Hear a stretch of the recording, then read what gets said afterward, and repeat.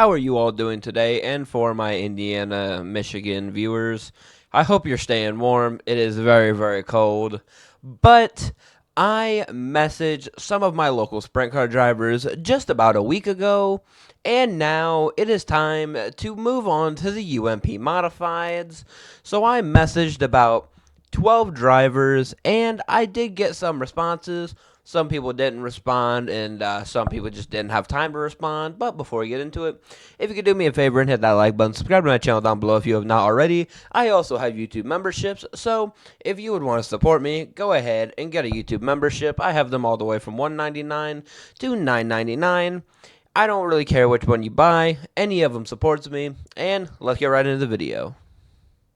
So my message was just about the same to the modified drivers as the sprint car drivers. If you did not watch the last video, I basically told them, hey, I run the YouTube channel Dirt Track Chronicles and was wondering if you could give me some information about your career, how you got started, what your favorite racetrack is, stuff like that. So, the first driver that responded to me was my cousin, Brennan Sherman, who drives the number 82. He says, my great-grandfather Buck Beasley raced. His kids, Tom and Laura Lee, both raced. My grandpa Sherman had race cars and married Laura Lee. Les and Laura Lee's son, Todd, my dad, raced as well, and he still races. You can spot him in some of my racing videos.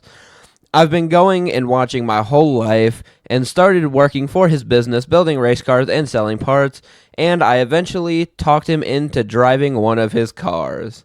So, that is the story. Very short and simple, but something we can all get behind. Now, my second driver that I messaged is the driver of the number 88, TJ Cesco. And with TJ Cesco, I have a very special announcement that I will be joining on his car for the 2025 season because he was kind enough to give me a sponsor spot. So I'm going to get a picture of it, hopefully on opening night if he goes there. So take a look at my either Facebook or Instagram. I will link them both down in the description below. That is where you can catch me during racing season for stuff like that. So again, thank you, TJ. But back to the video, he would say, it started at Butler in 1992. I was pretty much born at the racetrack. My father and uncle used to race with Tim Wilbur and his family before they bought the track back in the day. So I started racing go-karts when I was 8 years old. My dream was always to race at Butler. So in 2022, I raced a full schedule for the 4-cylinder class. And after that, I was hooked, so I bought a modified in 2024. I owned and raced the 88 modified. I had a lot of ups and downs, but I had a blast. I was trying to go for Rookie of the Year. Unfortunately, I did not get it, but I'm looking forward to the 2025 season to see what it brings. Now, TJ, I have actually met TJ in person. He's one of the nicest guys I've ever met, and I'm hoping to meet some more of the drivers that I've talked to. But let's move on to the next person.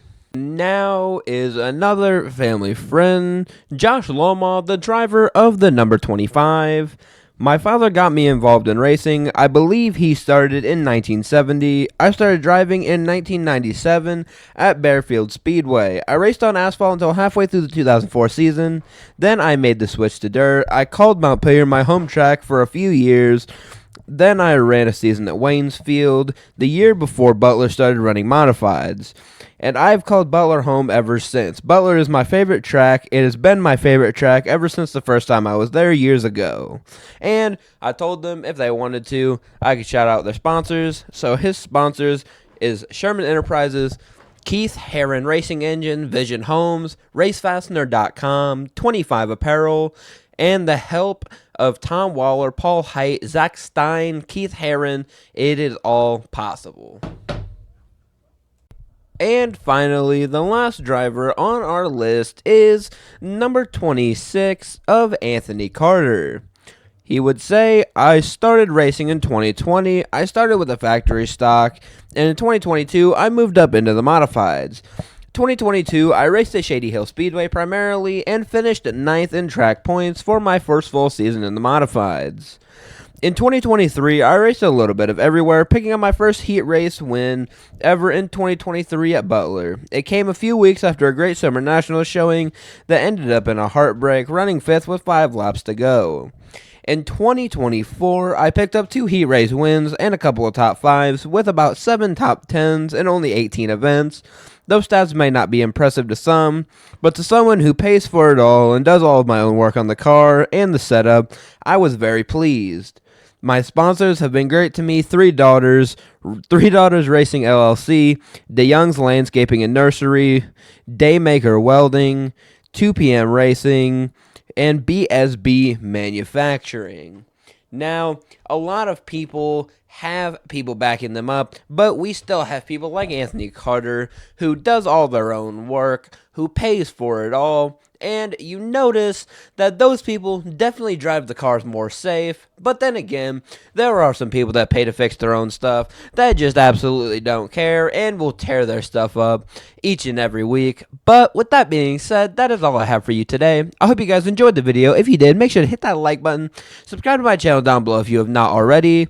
I am trying to hit 1,000 subscribers before the end of February, so if you can help me reach my goal, that would be greatly appreciated. And I will see you guys all on the other side.